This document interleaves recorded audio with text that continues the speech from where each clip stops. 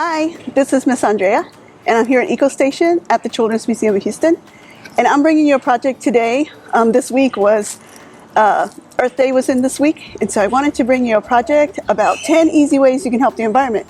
Because we don't want to just help the environment on Earth Day, we want to help all the time. So I'm going to bring you some very easy things that you can do that'll make a huge difference. And some of them you've probably heard of before, like conserving water and light.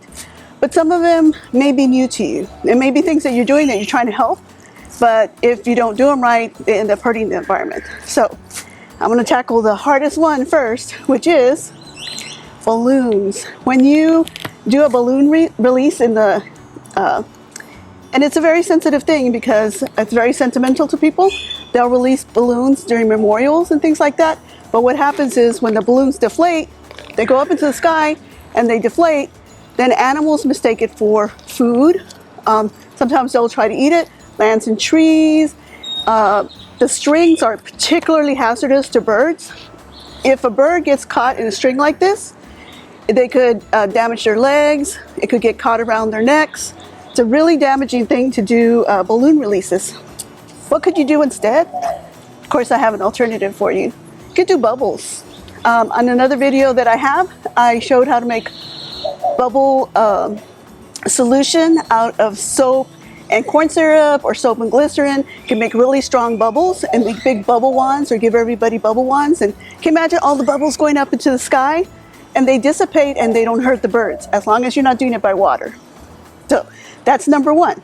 Number two is when you buy cans of Coke, you get these little rings that they come with.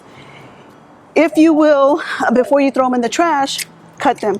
Because what happens is the poor birds that are out there, this is the perfect size for them to get their head stuck in.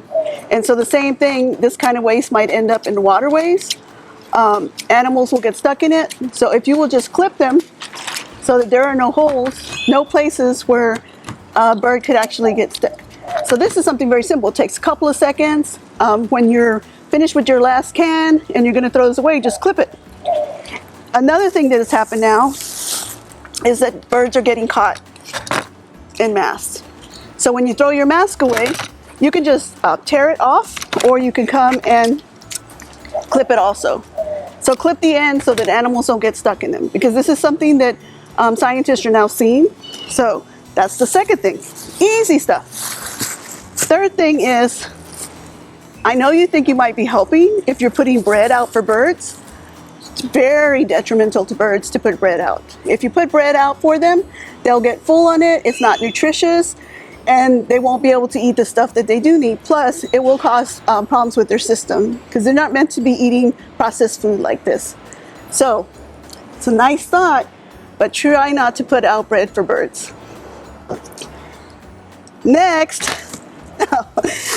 you're going to say, Miss Andrea, but have you ever wanted to go to Galveston and they say, oh no, there's a bacteria alert and there's bacteria in the water, so it's not a good idea to go in, especially if you have cuts.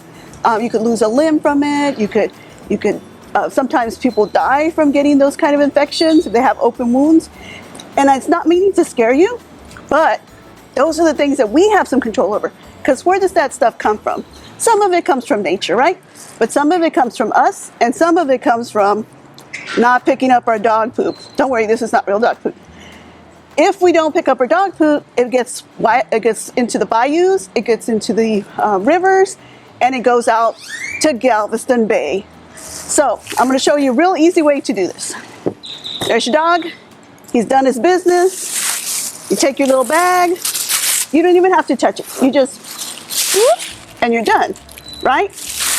Now, you could also, if you don't want to buy bags, you could recycle your grocery bags. So this is also very easy to do with your grocery bags.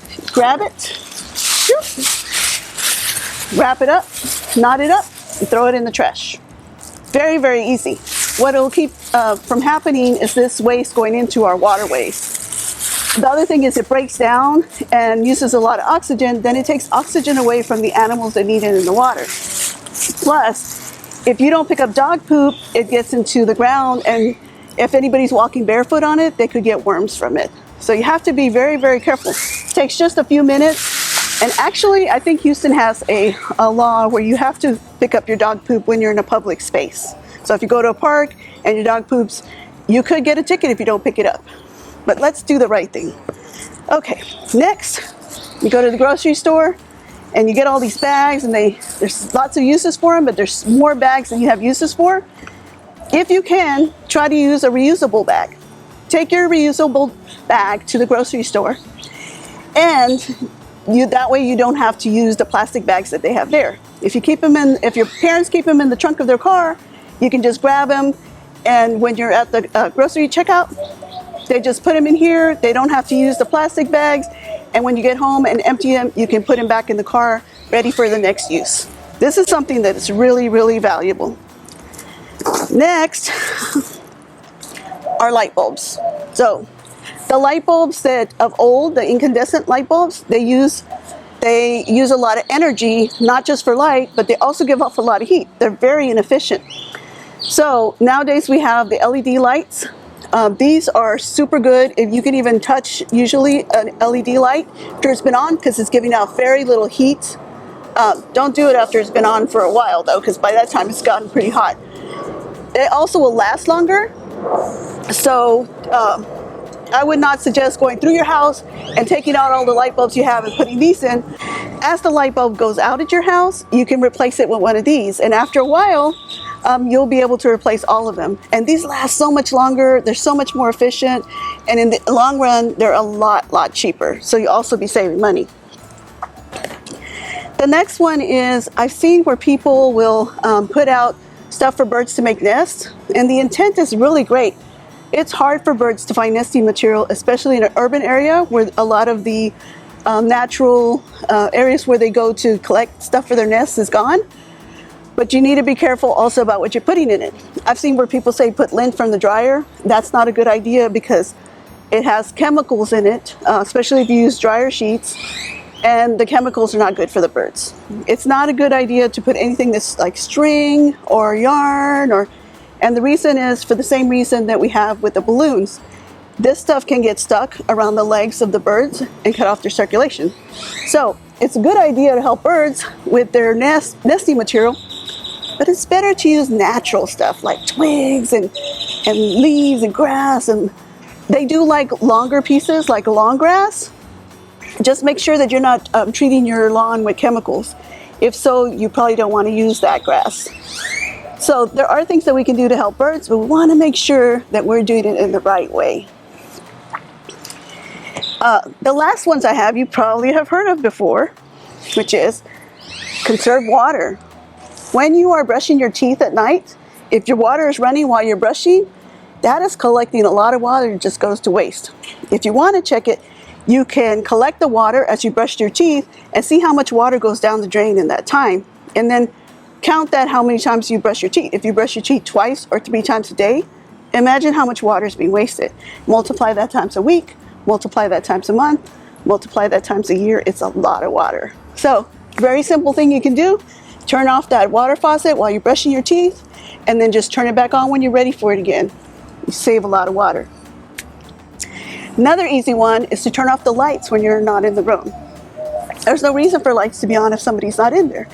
So turning off lights or unplugging things that are not being used, because those are called, they're vampire because they're leaking out that electricity.